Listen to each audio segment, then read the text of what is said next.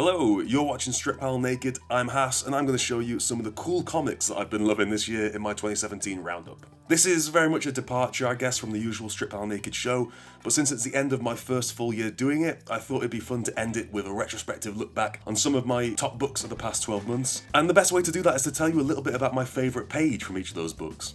To keep time short, I'm going to limit it to 5 books, and not really in any particular order, it's just 5 books I've been a fan of this year. But what I've also tried to do is not talk about books that have been features in Panel by Panel magazine, or actually comic books that I've covered on Strip Panel Naked already. The first is something I tweeted about a bunch as I was reading it, Shabute's The Park Bench. This comic revolves around, surprisingly, a park bench, and all the different people that interact with it over a kind of undetermined span of time, and it's just really beautiful. There's 2 pages which I think are the embodiment of why the book is interesting to me, and it involves this woman sat on the bench. It takes place just after she's come to the bench and opened a letter, and by her reaction at the top of the page, maybe it's not a great letter to read. But these 2 pages here, which feature 2 examples of interesting movement in the form, I think are just pure excellent comicking. The takeaway emotionally from these pages is the moment of news hitting the woman.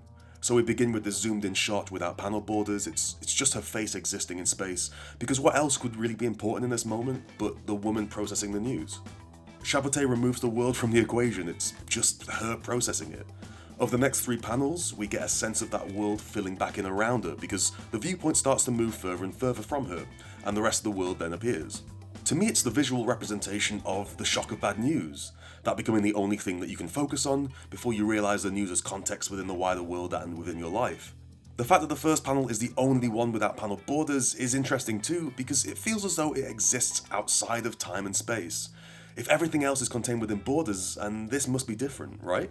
Her reaction exists on an emotional or mental plane, the comic suggests. When the borders come back in, we're back in the real world. And I don't think you could do much of this effectively if it wasn't for stacking full-length panels in this way. Because by doing this, you focus on the series of images more than anything else, therefore what changes on a panel-to-panel basis. It's removing something from the equation of comics to put more emphasis on something else.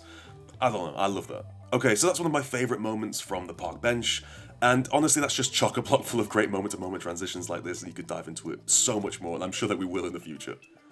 Another big comic for me this year, and if you are a patron or you follow me on Twitter, I'll have probably spoken about this a lot, but it's Terry Moore's Motor Girl. It's full of weird and wacky storytelling, but it hits you with a gut punch of an emotional core, and it's genuinely kind of heartbreaking and at the same time heartwarming. And the page I picked for this is probably quite a weird one, actually, for context, but it's the opening page of issue 9, and it's not really anything to do with the main story at all. And while it's not my favourite page of the series, because that would take much more context than we have time for, it is a page that shows some of the simple beauty of Moore's cartooning, and that's really worth looking at.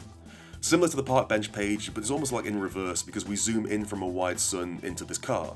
And the reason I think it works is that Moore has this amazing ability to balance realistic and ridiculous. But to be brief, what Moore does is he blends this kind of realistic rendering, in this case you can see the car, the world around it, the parents, with the silly, the ridiculous. The mattress, the ridiculous out of proportion caravan with its contents spilling everywhere. You've got the kids in the background of the bottom panel, which feels a bit more like a Watterson strip than anything else. Everything is thrashing around against each other, but Moore manages to make it all work because he adds layers to the imagery and depth. In the middle panel, the left side maintains the air of realism.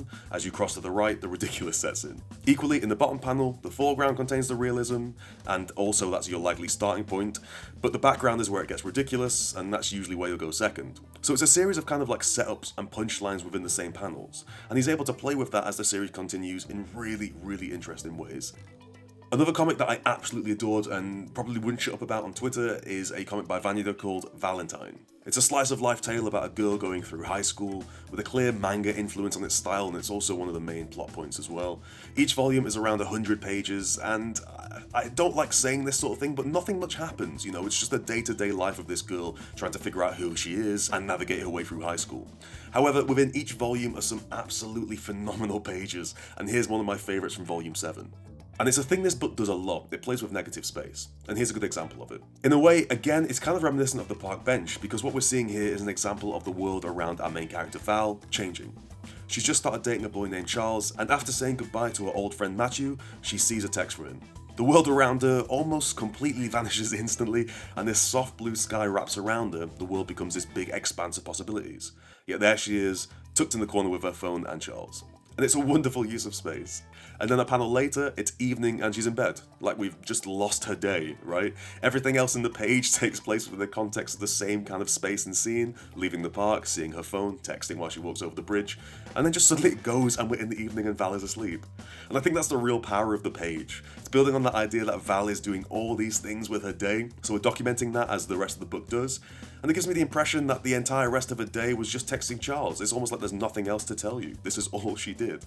And it's amazing because it tells us everything about her mental state, her emotional state, and yet in reality, it doesn't tell us anything, it just cuts from one scene to another.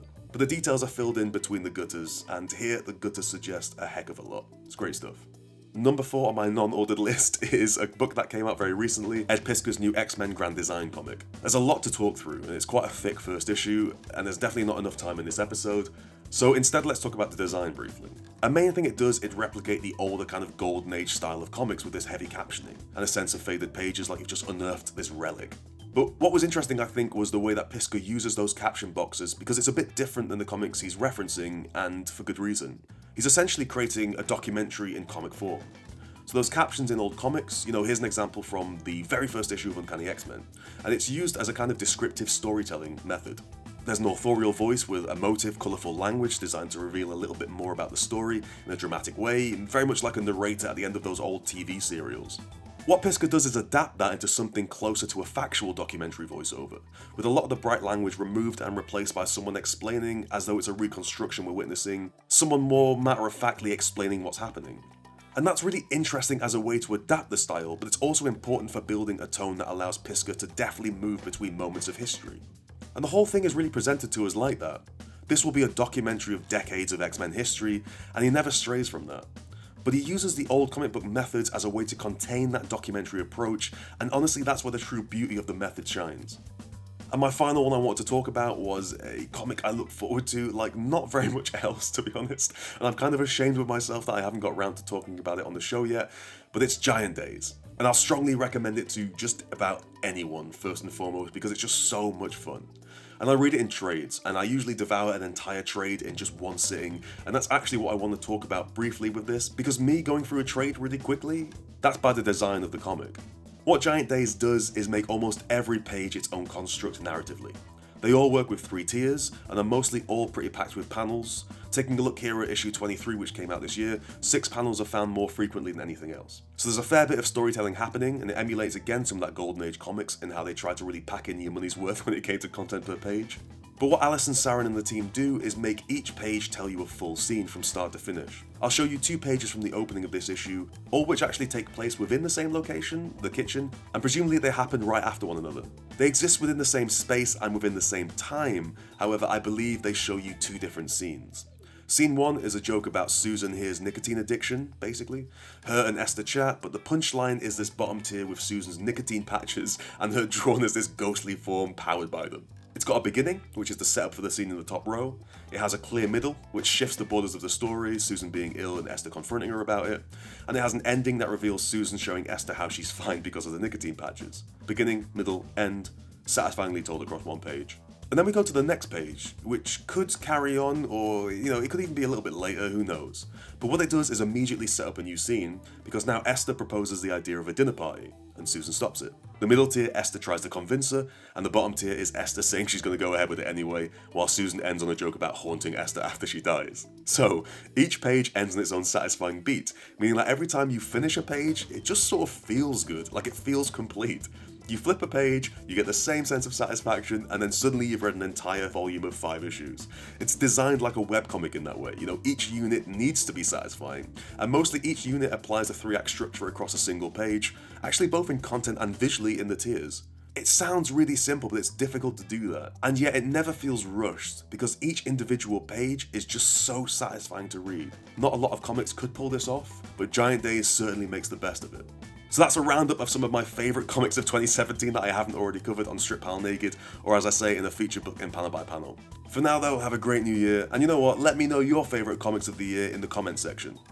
Thanks for watching. If you're a fan of Strip Panel Naked, I would love it if you check out the Patreon page where you can support the channel, and in return you can get tons and tons of brand new content every single week as a thank you. For more comics talk and analysis, you can find me on Twitter at HassanOE. You can find my magazine Panel by Panel at PanelxPanel.com. And finally, hit subscribe and that notification bell to keep up to date with all the latest episodes, and I'll see you next time.